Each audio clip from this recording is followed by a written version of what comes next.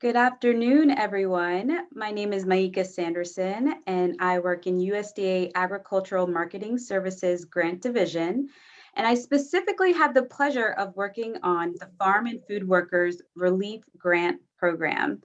I'm so excited to welcome you to our second webinar about the FFWR Grant Program.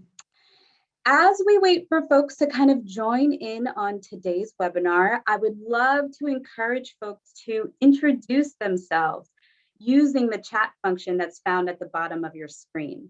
So go ahead and click into that chat function and just provide a few pieces of information about yourself to us.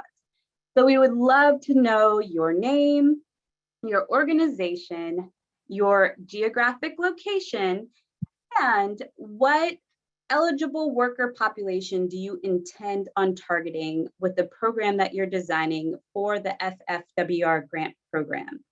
As a reminder, the three eligible worker populations are farm workers, meat packing workers, and grocery store workers. So go ahead, be friendly, start introducing yourself in the chat box. For all you know, maybe one of your future partners for this program is on this webinar as well. So in terms of today's webinar, a few housekeeping things. If we can move to the next slide, please. I wanted to remind everyone that we are in fact recording today's webinar, and the webinar will be made available hopefully later next week so that you can view it at your own discretion and time. In addition, I wanted to highlight for you kind of the Q&A opportunities during today's webinar. At the end of the webinar, time permitting, there will be a brief time for us to answer some of those questions that were sent in advance of today's webinar. In addition, while you're listening to today's speakers, if you have questions that might arise, you may use that Q&A chat function again at the bottom of the screen. So the Q&A one, not the chat, the Q&A box. You may enter any questions that you have there, and someone will provide you with a response. Next slide, please. In terms of today's agenda, we'll be kind of covering 5 main things today. The first of which is introducing our technical assistance providers. USDA has partnered with 2 incredible organizations that will be available to provide support and assistance as you're preparing your application. So we want to introduce them to you and give you some information of how to get in contact with them, as well as providing you an overview of kind of what type of applicant TA will be available. After that, we'll transition into giving a general grant overview of the FFWR grant program. And then we'll talk a little bit about the grant application process as well. Then we'll close with that brief time of Q&A that I mentioned, if time is permitting, and then we'll close out for today. Next slide, please. Without further ado, I am incredibly excited to introduce our 2 TA providers that will be providing technical assistance support as you're preparing applications for the Farm and Food Worker Relief Grant Program. Those 2 TA providers are the UFW Foundation, who's partnering with Michael Browning and Farm Worker Justice to answer inquiries. You can reach them at the email address that you see here on the slide. And if you have any questions related to a proposal that's really targeting farm workers, you'll want to send those inquiries to UFW Foundation. Our second technical assistance provider will be Corazon Latino, and they will be providing TA really focused on programs that are targeting meat packing and grocery store workers. So if your proposal is targeting those eligible worker populations, go ahead and send your inquiries to them at the email address found on the slide. At this time, I would love to just give a really quick, brief opportunity for UFW Foundation to introduce themselves and their staff, and then we'll pass it over to Corazon Latino. So Miguel, would you like to begin, please? Good morning, everyone, and welcome. Thank you for joining us today. I do want to introduce our TA providers today. We have Michael Browning here, if you'd like to introduce yourself. Sure. Welcome to you all. I'm Mike Browning. I'm in the Los Angeles area, and I've had experience with providing technical assistance with the federal government for about 25, close to 30 years on both the federal side as a TA provider, as well as a grantee, as well as someone helping with the audits and with other materials to get folks ready to run their program. So I'm excited to be here today and looking forward to learning more about all of you. Thank you, Michael. And Alexis is also with us today, and she represents Farm Worker Justice. Hello, everyone. Thank you. My name is Alexis Gales. I'm the Director of Health Policy and Programs at Farm Worker Justice. Farm Worker Justice is a national farm worker organization. We are based in Washington, D.C., and we partner with organizations across the country to empower farm workers and their families to improve their living and working conditions and immigration status and occupational safety and health. So we look forward to working with UFW Foundation to support this project. Thank you so much. Great. And then Felipe of Corazon Latino, would you love to give just a brief introduction of yourself? Absolutely. I'm Felipe Benitez. Thank you, Mecca, by the way. I'm based out of Washington, D.C. and West Virginia, and the ancestral lands of the Anacostans right now. And Corazon Latino is a national organization with presence in the East Coast, Southwest, Puerto Rico. We have partnered with USDA and the Forest Service for a few years. So I am very honored to lead the project, this project, and support this application process. We've been doing it through our inception as an organization 5 years ago. So hopefully we are able to provide some insights, assistance, and especially experience on dealing this complex, but also very fulfilling opportunity to partner with the federal government. So thank you very much. Looking forward. Thank you, Felipe. Thank you. Thank you, UFW Foundation team. Next slide, please.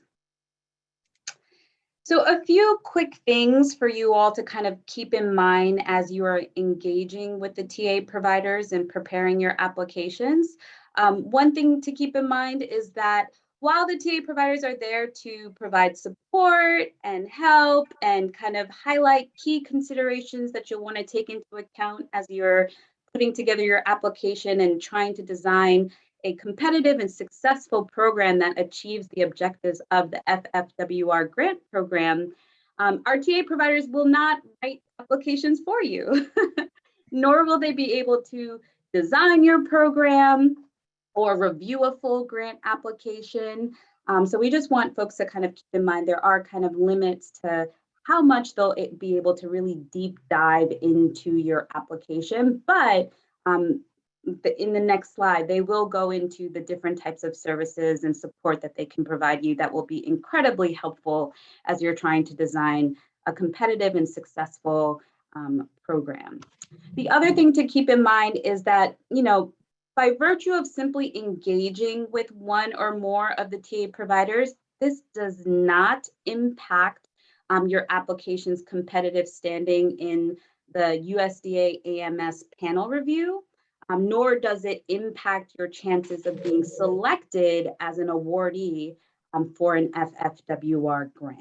So we just want to kind of make those two things pretty clear. Next slide, please. So at this time, I'm going to transition the rest of this presentation over to our TA providers, as this is the role that they will be playing for our grant program. So Miguel, would you like to take it from here? Thank you, Maika. And thank you all the organizations joining us today. As you begin this application process, there are a few items already at your disposal before seeking TA. So I'd like to review some of those items. The first is the RFA. The RFA is available for you. Please make sure you read that thoroughly. If you're new to the federal government application process, or if you need a refresher, we also have tutorials available on the grants.gov website, which go into SAM, DUNS, and the grant.gov application process. There will also be FAQs uploaded to the USDA grant website, and those will become available following this webinar. If we can switch to the next slide, please.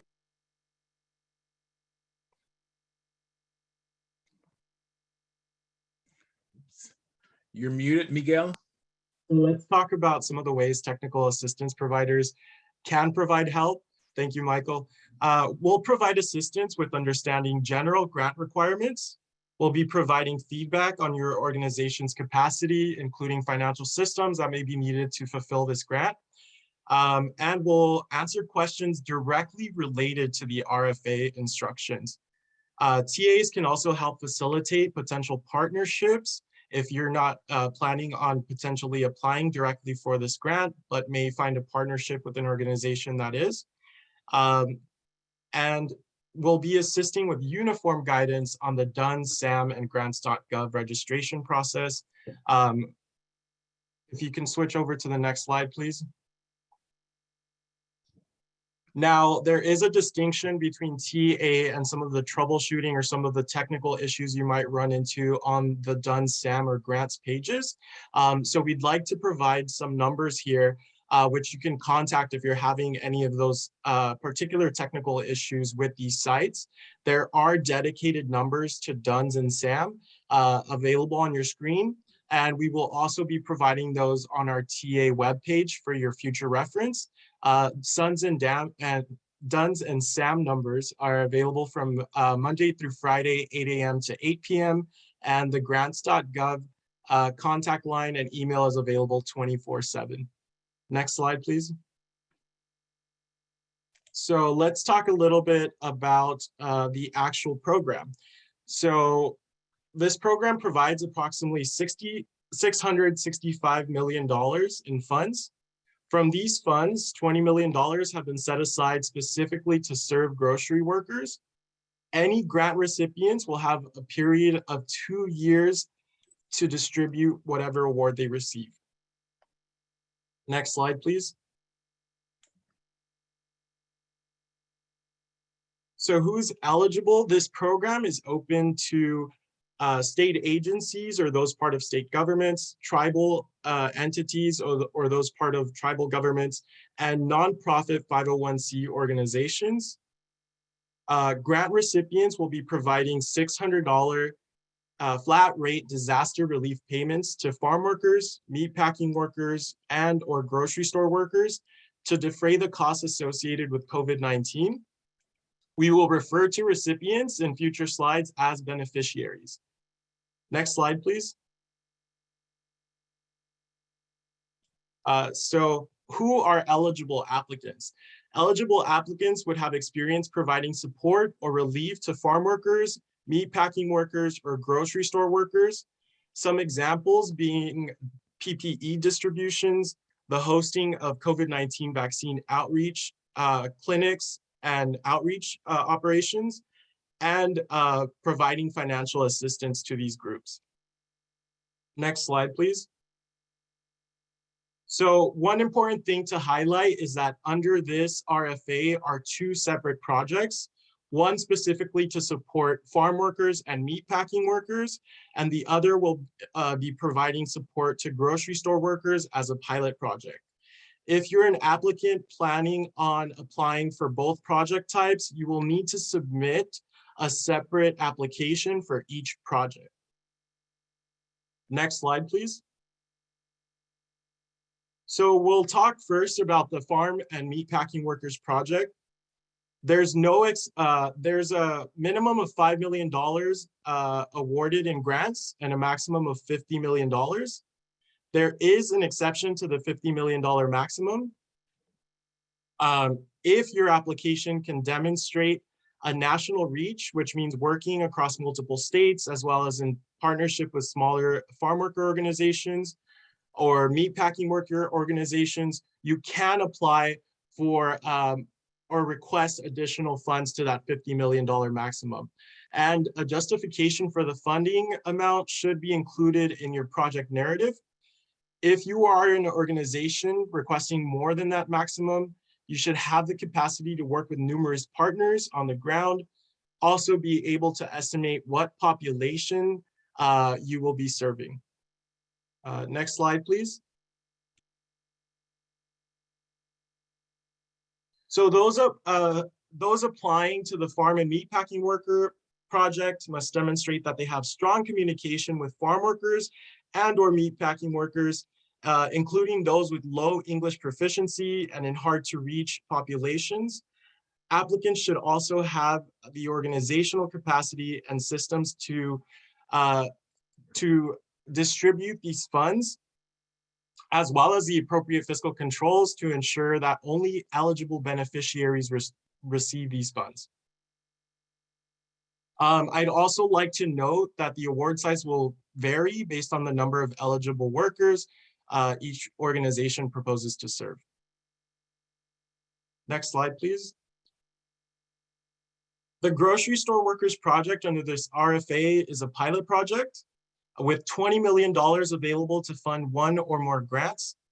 Applicants to this project must also apply to serve farm worker and or meatpacking workers. Applicants to the grocery store workers project must also demonstrate the capacity to have strong communication with grocery store workers.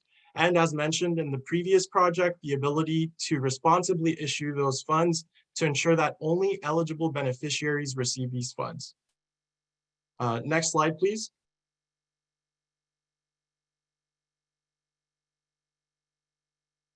Okay, next slide, please. I apologize, I covered that in a little early here. Next slide, please. So we'll be talking about beneficiaries. As we spoke earlier, the workers associated with this project will be referred to as beneficiaries. So those receiving direct relief payments will be eligible beneficiaries hired on with farming activities, meatpacking, and grocery store work. These are frontline workers and not those in management positions. Next slide, please. Eligible beneficiaries for relief payments would be hired under one of these categories, as you see here. Field workers involved in the planting, tending, and harvesting of crops, as well as post-harvesting activities. Livestock workers tending to livestock, milking, or care for poultry.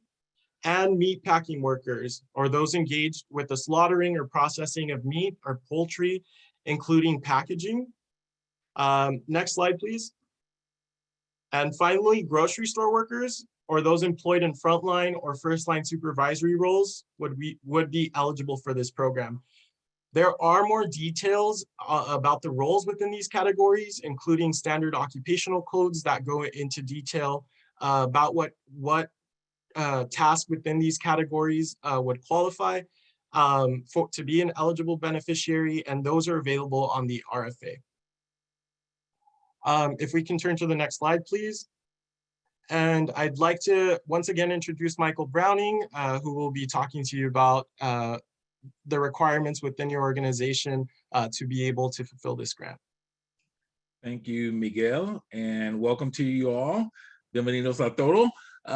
Thank you for being here. This is really important to have this type of support in a RFA process. It's rare that the federal government would provide technical assistance to applicants in this manner, which is an indication of that they want folks to be successful in their applications and they want to get the money out to the streets.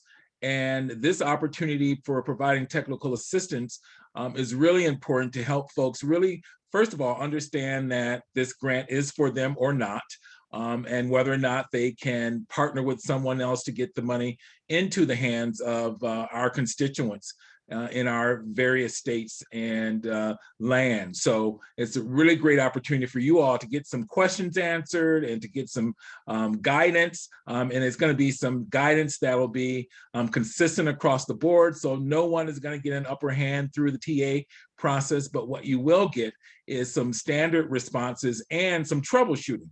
And it's going to be really important. Those of you who have written federal grants before know that there's always a need for some troubleshooting here and there. Miguel mentioned earlier that, of course, that there are some 800 numbers for all of those processes that you'll have to do online. But with my experience with those, sometimes you just need to ask someone who's not in the system for some additional support on how to either interpret what's being said with one of those organizations like SAMS or DUNS or grants.gov and move forward. Briefly in the chat, if you can just indicate whether or not you have had experience with SAMS, DUNS, or grants.gov, that will be helpful to us. Okay, organizational capacity. So, there's some key questions about the applicant should ask yourself to determine if you're ready to lead this application. So there's a couple pieces that you'll need to consider. One, do I have the systems in place to report the deliverables? The deliverables in regards to getting, those cash payments out to the constituents, as well as all the other obligations of the RFA and the grant program. And so as you look through the RFA, you're going to take a look carefully at all of those requirements for the grant and really make a good determination of whether or not it's you, or should you be partnering with someone or a contract with someone to help get the money again into the hands of the folks who need them most, the dollars and the cash payments. Do I have the financial systems in place to manage a program of at least $5 million? And again, this is the lead organization, the grantee, if you will, for the program. You have to have the capacity and the internal controls to manage a $5 million grant and be prepared to follow all the rules and regulations of the federal government. Number 3, do I have past experience with federal grants? And some of you may have had grants under $750,000 that didn't trigger a single audit, or grant programs that perhaps that didn't require really a lot of oversight.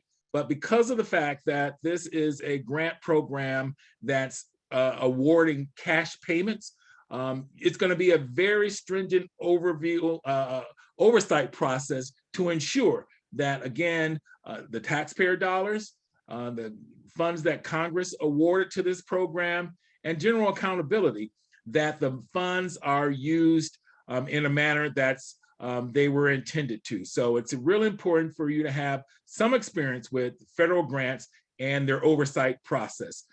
And this particular oversight process is working with you hand in hand, because again, they want to ensure that the money gets to the recipients in the various areas of the grant, but also to make sure that you are successful. This is taking a huge leap by making these funds available, and we want everyone to be successful. And certainly reporting back to Congress, they want to know that this worked and that you all helped make it work. And so federal grants that require single audits. Okay, so the lead, of course, will have a single audit. Now, these are your audits that you'll have your own CPA that will help you with your audit. And, there's a couple pieces to that single audit. And those of you who've had grants over the amount of $750K know what these single audits are, but there's a couple components. One is about all the financial pieces that, making sure your books are straight, making sure that your subcontractees and all those other things are in line. So it's all about the money, making sure that your process is legitimate and that you did what you said you were going to do. So that audit is an annual audit that you will hire your CPA and that they will help you conduct that particular audit. The next piece of that is the 2 CFR Part 2000. And those of you who've had some federal grants that reach that threshold know that in this particular place, this starts from pre-award all the way through post documentation after your grant is done. It's the entire course of the program where there's certain standards that you have to meet, internal controls that you have to meet, and all of those things have to be signed off on by the federal government, which means that they're going to be working hand in hand with you. These particular regulations are housed in the Office of Management Budget, and they're consistent across the federal government, and ensuring that we are all good stewards of the taxpayers' dollars, and that you have really the good controls to help make you successful in managing these funds. Now, there are several pieces of those that folks may not understand, but we're going to help you kind of understand all those compliancy issues that you'll need to understand to make sure you really have the infrastructure in place to manage these funds. So that lead agency will have to, not only have that single audit, but you will be the point person for, if you have subcontractors or subawardees, you are ultimately responsible for the compliance of this grant, and you will be held accountable for all of those internal controls, subaward procurement, all those things that are important to manage this process. That's the lead agency with the grants of $5 million or more.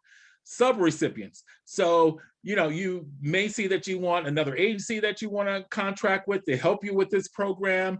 And those are going to be, if granted over $750,000, they'll have to have that single audit as well annually.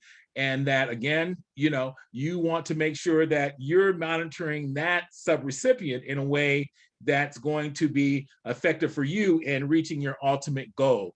Your responsibility to ensure that the subrecipient is having the single audit and that it is compliant with the regulations by the federal government. Next slide, please.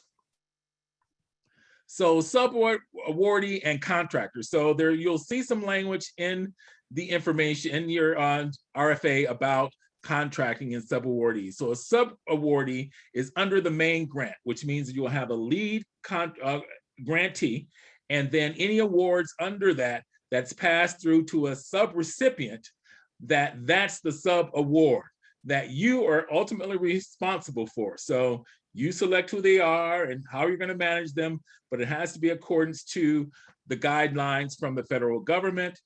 And again, you're ultimately held responsible for those services that are being provided because you will be, again, through the federal government, monitored from pre-award to post-award on all of those aspects. A contractor might be someone that provides some goods and services. For example, it might be that you need someone to do some specific outreach to grocery store workers, and you know an agency who does that very well, but is not going to actually help you with the payment process of the grant. And you may have that contract with them. You monitor that contractor, and again, you're ultimately responsible for making sure that that contractor meets all the guidelines and regulations from the federal government, and because you're going to be ultimately responsible for monitoring that grant. Now, those subawardees, again, are folks who are going to have more significant grants and pass through to help you, make sure that you get the funds out to the constituents, and you're going to, again, make sure that you have the right protocols, internal controls, contracting, and all of that in place to ensure that that is done in a way that the federal government approves of. And next, I'm going to turn it over to Felipe. Thank you very much. Can we go to the next slide? And so a lot of what we're seeing, there's a lot of great experience and wealth of insights from the participants on working with the federal government. However, I want to make sure that for those who are not, so if my section comes a little bit stating the obvious, please part of making sure that we all give equal opportunity to everybody to apply and be considered. So as Michael was mentioning, I think, if COVID has shown us something, is the importance of partnerships, of working together. We're all in this together. So I think it was mentioned earlier, this is a new program from USDA, from the federal government, and we're excited to be part of it. And we're learning as we go. USDA, the TA providers, we're all learning in this process. So I think it's important to think about how do we want to make sure that we are, as Michael mentioned, really being good stewards of our taxpayers' money. This is money that has been allocated to serve a specific population, specific group of individuals that need it. So we want to make sure that we bring everything from what Michael mentioned in terms of having the capacity, having the technical expertise and capacity to manage this number of funds, but also how do we make sure that they reach those people who need to receive it? And that's when partnerships come. Maybe an organization has the technical capacity, the processing, the programs and the process in place, but might not be as connected with the intended population. So there's an opportunity, and vice versa. Maybe somebody who has that deep trust with the community that we're intending to serve may not have the technical expertise or capacity. So that's when partnerships, that's when we want to see, and the intent of this program is to really see those programs happening. And one of these opportunities is this particular webinar. We're going to have others during the month of January where we're doing matchmaking. We see it as like, okay, who has this or who has the experience with this in this particular state or in this particular community. It's important to look for those opportunities because we want to be as equitable and just in this process, but we also want to make sure that we are good stewards of our taxpayers' money. So how can we extend the reach? How can we really think outside the box? And maybe we will see match made in heaven that we haven't anticipated. Maybe it's an opportunity to grow our learn from each other. So we really want to make sure, and the federal government is really encouraging for these partnerships to happen. Again, this is a new program. This is something that we all are learning as we go, but it's also exciting time because if this is a good model, if we grow this could serve as an opportunity to serve many, many more people and many millions of people. So, so let's do it. And again, we're here to support. We'll figure it out. We may organize happy hours, online happy hours to see like, how do we meet each other? We'll figure it out. But know that we are here to facilitate to the degree that we can. And don't be afraid if this is scary, we know. I mean, it's talking about a single audit and getting all your books looked into, it's scary. And at the same time, how do we make sure that the money gets out? So make sure that we're here and we'll be supporting each other, and the commitment from the federal government is to exactly do that, facilitate this relationship. And again, making sure that this money gets to the people that it's intended for. Next slide. So again, I might be preaching to the choir. You are probably experts, but it's still our responsibility to talk about these elements. Prerequisites, before you even consider submitting your application, there are things that, because we are making sure that this is, that we're good stewards of the federal funds that we are, that will be implementing and disbursing. There's certain requirements that we have to have. The first, most important, a lot of you already have your tax identification number provided by the Internal Revenue Service. The DUNS number, which is the Data Universal Numbering System, which is provided by Dun & Bradstreet. And for those of you, you may already have it, but it's important to know this. An active SAM registration. SAM is the System Award Management, which is in the back end run by the General Service Administration. And it is a complex, and for those who have experienced it, it's not just like signing up and they'll send you a password. No, it's a very complex, and it takes, we're giving you here what the estimates, but I will add a 30–40% because there's always a challenge. There's always something. And then the grants.gov, and it takes time, especially now we're entering the holidays and people take vacation and people, so it just make sure that if you don't, make sure that you have them. If you don't have it, you need to start the process now. I would recommend doing it as soon as possible, whatever stage you are, and moving. And if you already have been through this, make sure that your registration is active, that it's in good standing, that it's ready to apply, because this, you may have the best partnership, the best proposal, but if these are not, then it's you will not meet the prerequisites. So make sure that those, and here again, we're giving you, unfortunately, each entity has its own processes and its own troubleshooting, and we as TA will give you insights, we'll give you recommendations, but again, it's a very individual process that needs to happen. So make sure that you give time. This is for those who have not done it. This is not the kind of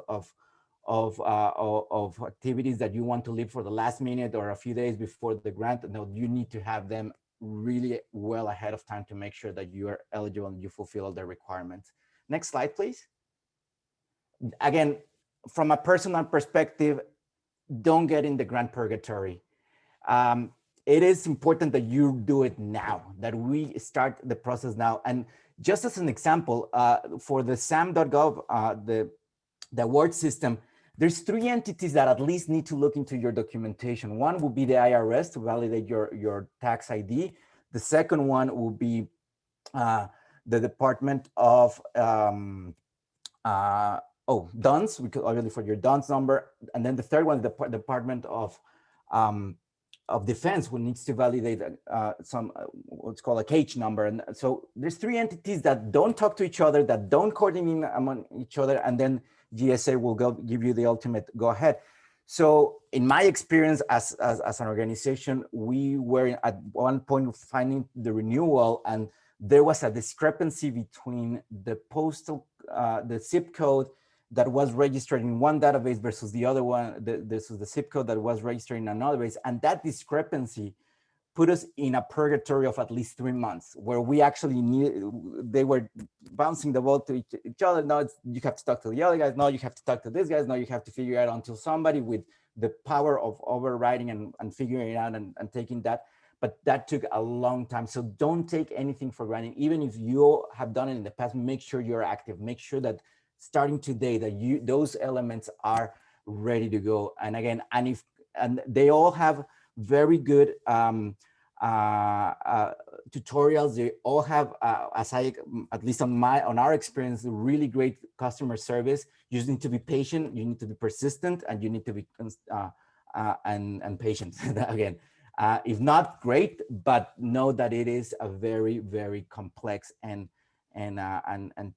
could be tedious journey. So if there's any particular questions, again, I know that that you guys are, a lot of you are experts on this, but if there's any, please don't hesitate and reach out, and at least we'll give you our insights, our experience, and we'll try to find some of the answers that are generally available to the public. Next slide, please. So important dates that we need to be aware of.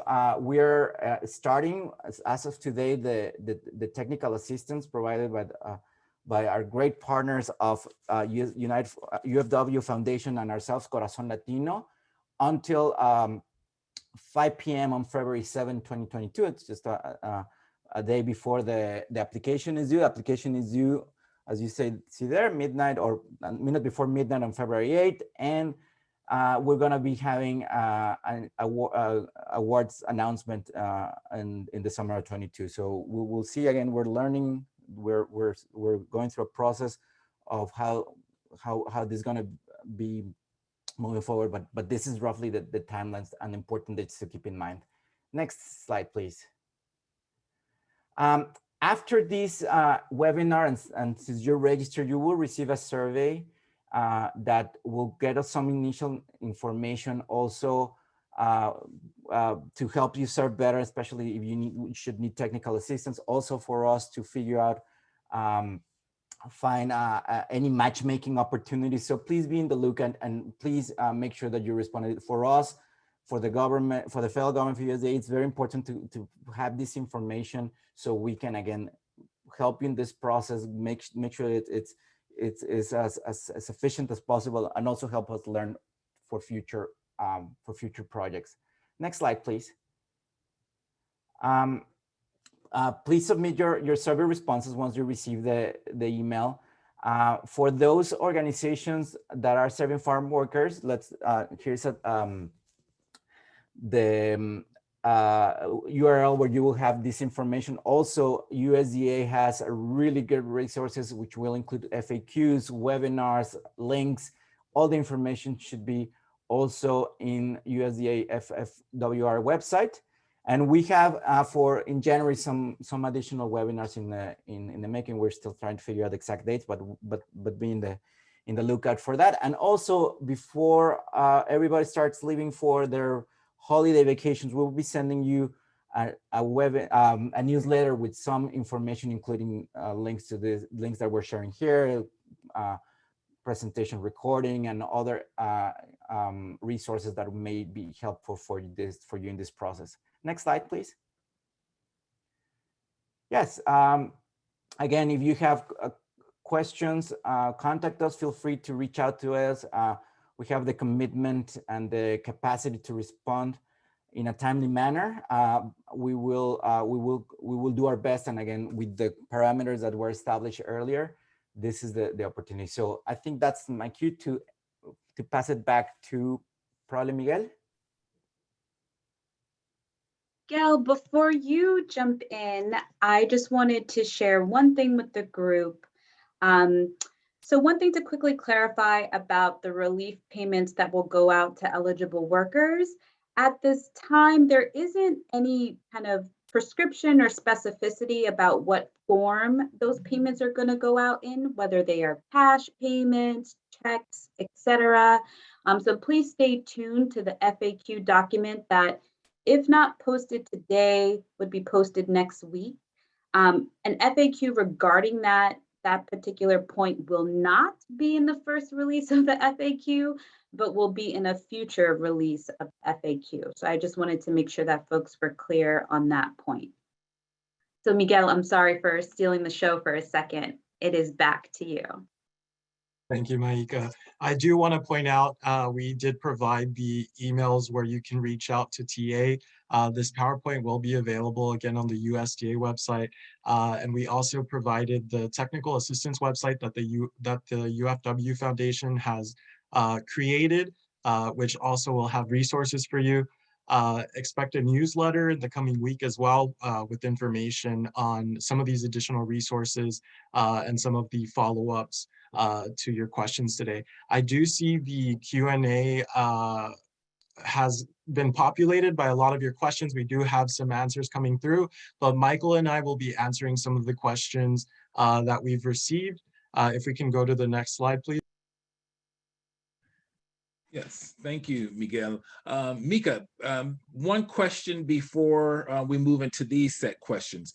So after today, when the FAQ is updated or any other thing, any supplements to the RFA, is that triggered sending an email to everyone who's registered for the webinar, or should they just daily check a website to get updates? How does that work? That's a really fantastic question. I think what we can plan to do is that if there is a new resource posted on the FFWR website, for anyone that has registered for any of our webinars related to this grant program, we can send out a notice just letting folks know that a resource has been uploaded or updated on the website. Thanks for that great question, Michael. Perfect. And I just want to make sure, and thank you, Felipe, for reminding all of us that something probably will not work the way that you want it to work in one of these systems, SAMS, Gov, grants.gov, DUNS. It always seems to happen. So expect that. So please don't wait till the last minute thinking that you're going to get in there and one day have all of this information available to submit your application, because it's not going to happen. And grants.gov will not accept your application if it's going to be after the deadline. So you want to make sure that you check on all of those prerequisites that are required for submitting your actual your proposal in grants.gov, so that you're not disappointed in the last months. And again, make sure that you access those technical assistance lines. And again, reach out to us if you're still having some trouble, and we can certainly help you troubleshoot to make sure you get the answers that you require. Now, when you saw the timeline that Felipe mentioned about getting all those numbers and being prepared to submit your grant, there's a pretty tight timeline. And he also mentioned that we're in the holiday season. We're also mentioned that we're still in COVID. And so you need to take all those things in account when preparing to submit your proposal. And you want to make sure that you have the best of best internet service and connections, because as you can see, everything is done electronically, and it's going to be important for you to have service that will allow you to upload and do all the things that you need to do to be prepared to submit your proposal. So what I'm going to do next is start reading some of the questions that have already been submitted and there's already responses to. And so I'm going to read the question, and then Miguel is going to give you the standard response. And so again, what we mentioned earlier is that The information that's going to be shared regarding questions and answers is standard guidance and responses. So one potential grantee won't receive a different response than someone else is receiving. And of course, that makes it so it's fair to everyone and no one's going to get an upper hand in regards to the TA that they're provided. Question number 1, please address expectations around avoiding duplication of payments. Thank you, Michael. USDA AMS expects to provide grant recipients with additional resources and compliance measures, guidance that will support program integrity and mitigate duplicative and/or fraudulent payments across programs. This assistance will be available to grant recipients in the post-award phase. A grant recipient should have sufficient financial controls and payment processes in place to be able to track and issue one relief payment to a single eligible worker. Before moving on to the second question, I do want to mention that we will be also responding to questions that have been submitted that we don't get to today, as we might be hitting our hour mark. Excellent. How will this grant be paid? Reimbursement or upfront for those awarded in AMS grants? There are 2 ways that payments can be made to grant recipients. Advance payment is a payment that AMS or a pass-through entity makes before funds are dispersed for program purposes. Requests for advance payments must be limited to amounts needed to meet actual and immediate cash needs and must be accompanied by a written justification.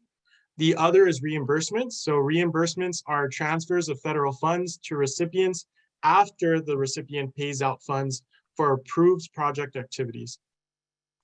Excellent. And so we mentioned earlier in the webinar about the working with the federal government to ensure that you have the systems in place, the infrastructure in place to manage these funds. So all of those particular issues will be worked out leading up to the grant to make sure that you have the system in place to manage both these systems. So this is not something that will be sprung on you. You will be contacted and that whole entire process walked through with you to make sure that you're prepared to manage those reimbursement systems. Number 3, how does a private entity employing meat packers employees apply for the credit? A private entity would not apply on behalf of its employees, as the private entity isn't an eligible beneficiary. Eligible beneficiaries for this program are defined as hired workers in farming activities, meat packing, or grocery store work. USDA expects that FFWR grant program awardees will be announced in summer 2022 and posted on the FFWR grant program website.